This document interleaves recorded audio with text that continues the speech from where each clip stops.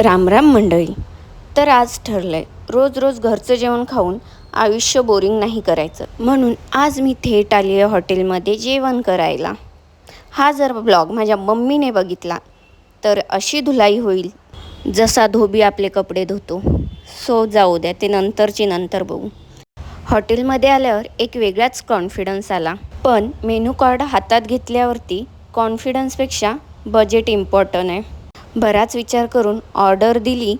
मन तर करत होतं हे मागव ते मागव, पण माझं बजेट म्हणत होतं घरी चल घरी चल.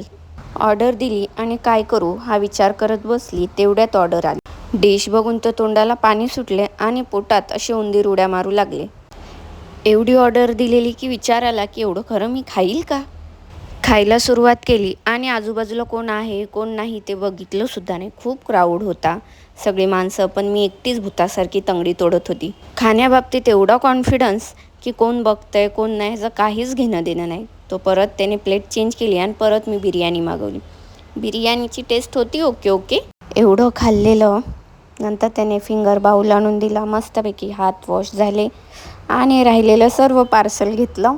आता वाट होती मेन गोष्टीची, ती म्हणजे बिल. भाईसाब, बिल बघून दिल माझं धकधक करायला लागलं. पण बिल पे केलं. बिल नसतं पे केलं तर मला शाळेत भांडी घासायला लागली असती.